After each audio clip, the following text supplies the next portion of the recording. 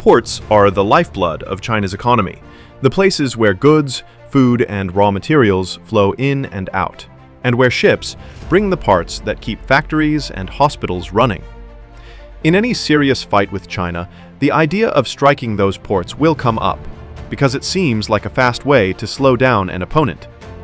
But the world today is tightly connected. Smash a major port, and the shock doesn't stop at the shoreline. It spreads into supply chains, grocery stores, hospitals, and factories around the globe. So while hitting ports might help militarily in the short term, the long-term human, legal, and economic costs make it a dangerous and likely self-defeating choice.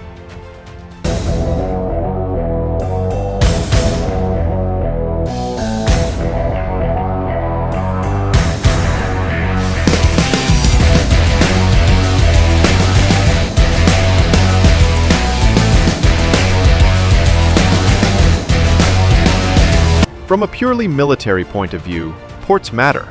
They let a country move heavy equipment, fuel, and soldiers. They also help a navy refuel and repair. If a conflict involved an amphibious plan or large-scale logistics, damaging key ports could slow down or limit those operations.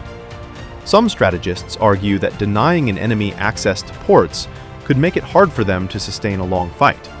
In that narrow sense, damaging ports can have real battlefield advantages. Even so, war does not only move on maps and orders. Ports are also where food, medicine, and essential goods come through. A major attack on ports would interrupt imports and exports, raising prices and creating shortages not just in China, but around the world.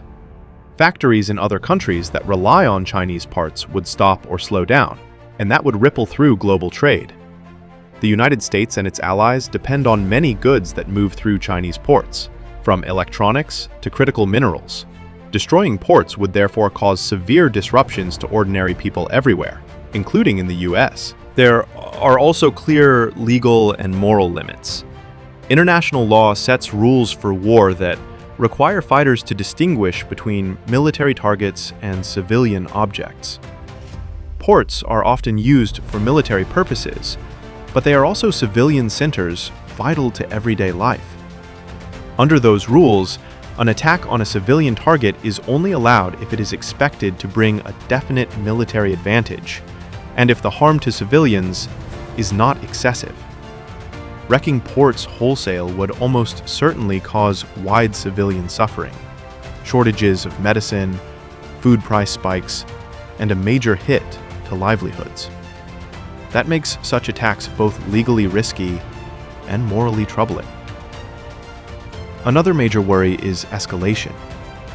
If a country deliberately destroys the economic heart of another nation, the victim can be expected to retaliate, possibly in ways that endanger civilians or critical infrastructure in the attacker's own country. A campaign aimed at crippling ports raises the stakes to a level where the conflict could spiral badly. In the worst scenario, when states feel their survival is at risk, they may act unpredictably or consider extreme options. That makes targeting ports not just a military decision, but a gamble with the lives of millions. So, are there smarter ways to achieve military aims without burning down the global economy? Yes. One approach is to focus on temporary, reversible damage to specific military use parts of a port, rather than total destruction.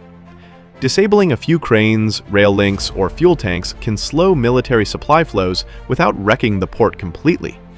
These kinds of strikes are easier to repair and less likely to crush civilian trade long after the fighting ends. The idea is to make the port unusable for military needs, but repairable for civilian trade when peace returns. Non-kinetic options also matter. Cyberattacks on military logistics systems, targeted sanctions that cut off military suppliers, and diplomatic pressure on third countries that host Chinese-linked ports can all reduce China's ability to use ports for war without obliterating civilian infrastructure. Naval blockades or control of sea lanes can prevent ships from reaching ports in a way that preserves the physical structures for post-conflict recovery. Combined, these options can achieve many of the same strategic goals while lowering the humanitarian and legal risks. History teaches another lesson. Destruction makes rebuilding harder and breeds resentment. Countries that are carpet-bombed, blockaded, or had vital infrastructure smashed often face long, painful recoveries. Rebuilding ports takes time and money, and damaged economies can stay fragile for years.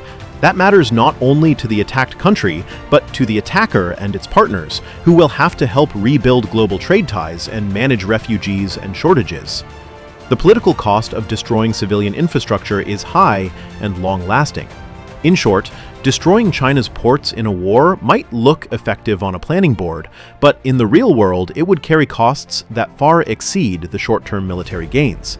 It would hurt millions of ordinary people, likely violate international law, and risk dangerous escalation.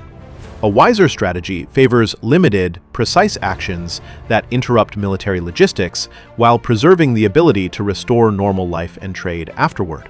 In today's connected economy, restraint is not merely moral, it is a practical strategy.